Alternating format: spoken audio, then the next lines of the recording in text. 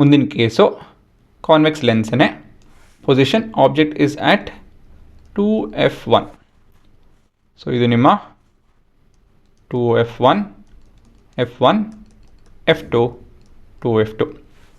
So ನಿಮ್ಮ ಮಿರರಲ್ಲಿ ಏನು ಕಲ್ತಿದ್ದೋ ಅದೇ ಇಲ್ಲಿ ಕೂಡ ಉಪಯೋಗಿಸೋದು. ಆಬ್ಜೆಕ್ಟು 2f1 ಹತ್ರ ಇಟ್ಟಿದ್ರೆ ಇಮೇಜು ಅದೇ ಸೈಜಲ್ಲಿ 2f2 ಹತ್ರ ಫಾರ್ಮ್ ಆಗಿರುತ್ತೆ. ಇದು ನಿಮ್ಮ ಉತ್ತರ. ಸೊ ಇದರಲ್ಲೂ ಉತ್ತರ ನಮ್ಗೆ ಹೇಗೆ ಮಿರರಲ್ಲಿ ಗೊತ್ತಿದೋ ಇಲ್ಲೂ ಕೂಡ ನಿಮ್ಮ ಉತ್ತರ ಗೊತ್ತಿರುತ್ತೆ. ಸೊ ಇದನ್ನು ಬಿಡಿಸಿ ನೀವು ನಿಮ್ಮ ರೇ ಡಯಾಗ್ರಾಮ್ನ ಕಂಪ್ಲೀಟ್ ಮಾಡ್ಬೋದು. ಸೊ ಒಂದು ಪ್ಯಾರಲಲ್ಲಿ ಮತ್ತೊಂದು ಆಪ್ಟಿಕಲ್ ಸೆಟರ್ ನೋಡಿ, ಚಿತ್ರ ಪಕ್ಕ ಬರುತ್ತೆ ಆಯಿತಾ. ಸೊ ನಿಮ್ಮ ಪ್ರೊಟ್ರಾಕ್ಟರ್ ಅದು ಇದೆಲ್ಲ ಉಪಯೋಗಿಸಿದ್ರೆ, ಕಂಪಸ್ ಎಲ್ಲ ಉಪಯೋಗಿಸಿದ್ರೆ ಇದು ಉತ್ತರ ಪಕ್ಕ ಬರುತ್ತೆ. ಆಪ್ಟಿಕಲ್ ಸೆಂಟರ್ ಸರಿನಾ. ಸೊ ಇದನ್ನು ನಾನು ತಿರ್ಗಾ ಪೇಪರಲ್ಲಿ ಮಾಡಿ ನೋಡ್ತೀನಿ.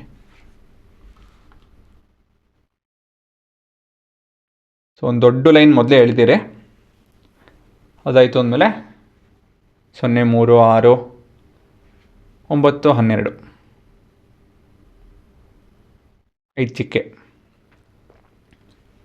ಅದಾಯಿತು ಅಂದಮೇಲೆ arc which is a bit more than 6 centimetre. ಆರ್ಕ್ಕಿಂತ ಸ್ವಲ್ಪ ಹೆಚ್ಚಿರಬೇಕು.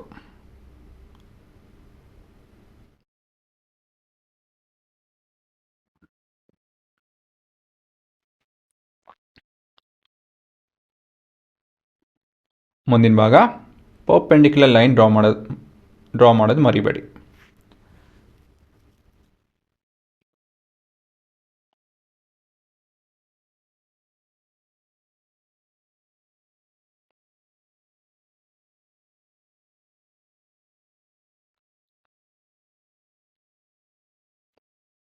ಸರಿನಾ.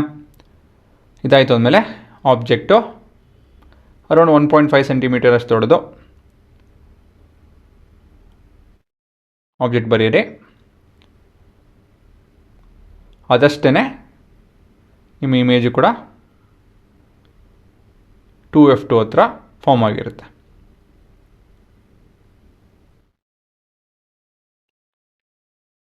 ಅದು ನಿಮ್ಮ ಇಮೇಜ್ ಅಷ್ಟೇ.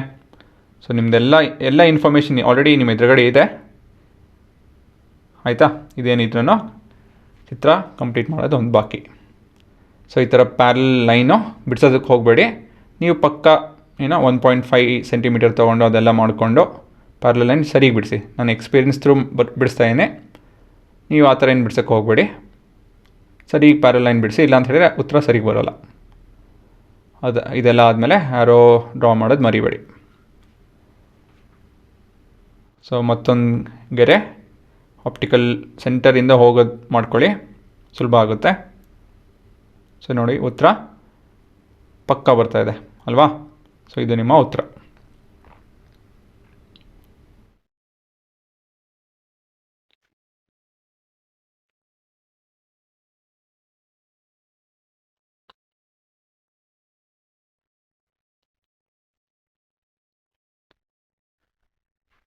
So properties of the image ಏನೇನು, ಸೈಜ್ ಬಂದು same size as that of the object, orientation inverted, real ವರ್ಚುವಲ್ಲ, this can be captured on the screen.